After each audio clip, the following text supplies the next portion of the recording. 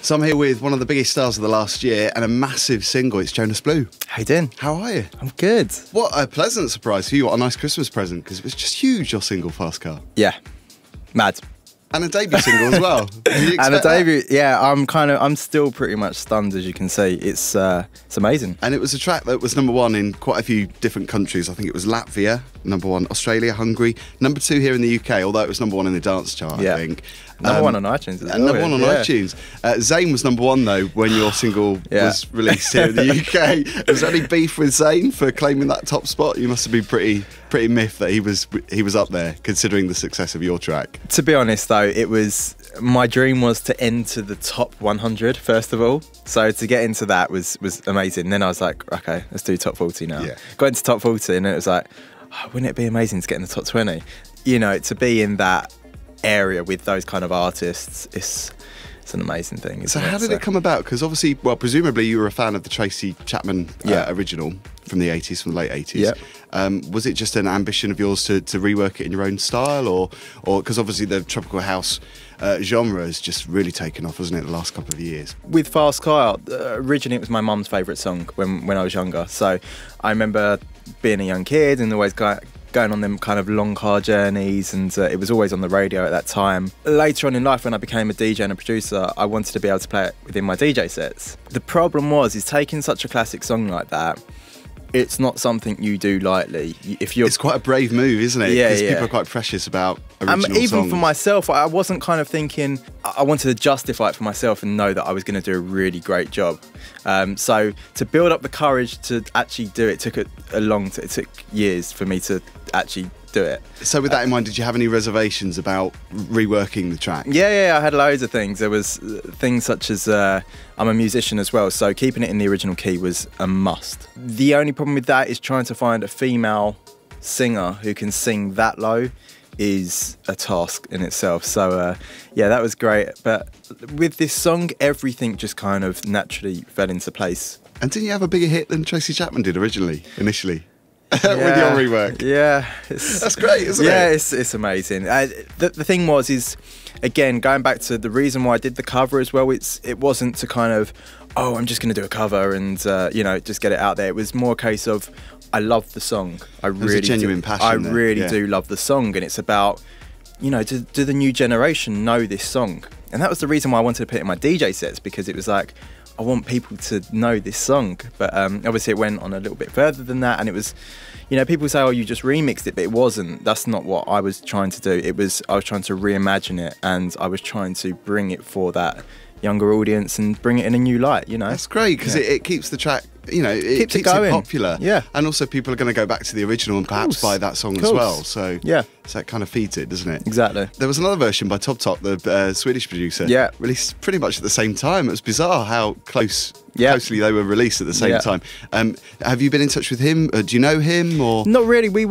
I don't know him.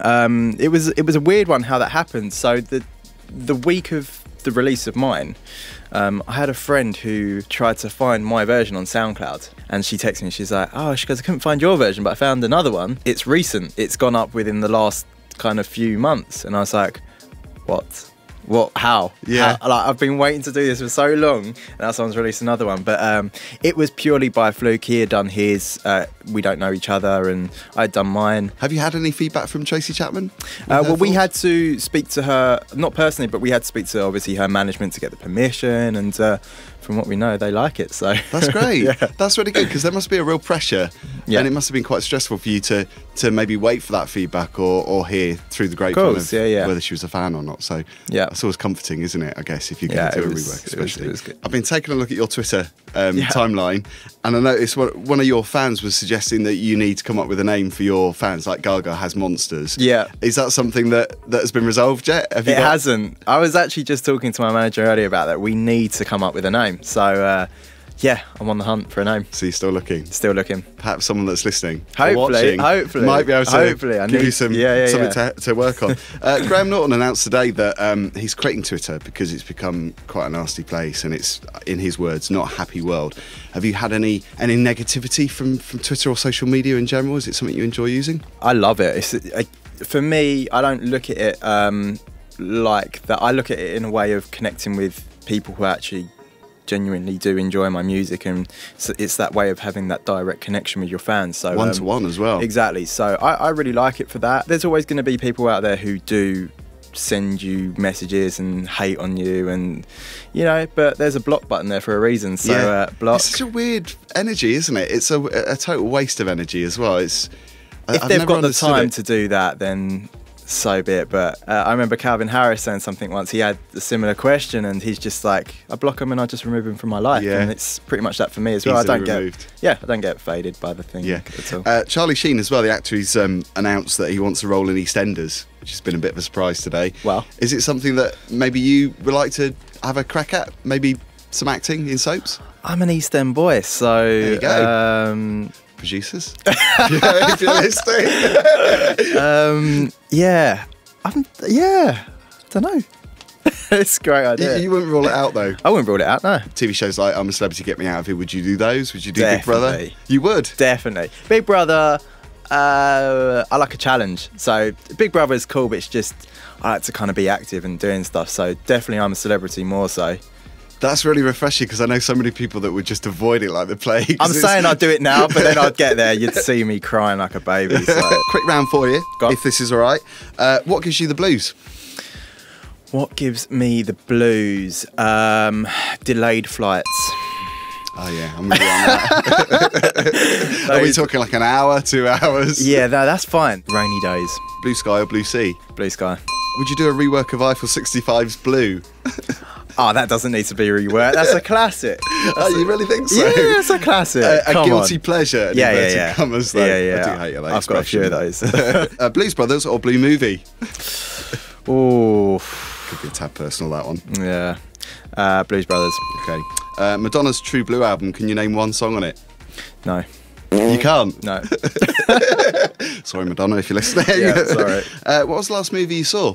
Are you into movies? Yes. Oh, wow. What was it? It was my manager told me to watch it. Gone, Baby, Gone. Any driving ambitions after this track? Just pretty much the same thing. You know, I come from, you know, real production and songwriting background. So even though Fast Car wasn't my song, it's kind of set in the story of I'm from a real song background. So again, with Perfect Strangers, you can hear that song. And that's just what I'm trying to do. Just create real music, write real songs, and hope that they, you know, last a lifetime. And just gigging all the time. But yeah, between gigging and making music, there's no time left. Keeping busy. That's great. It's good to see you today. Thank you. Good luck with the single Perfect Strangers. Thank you. We'll see you soon. Thank you. Cheers. Take care.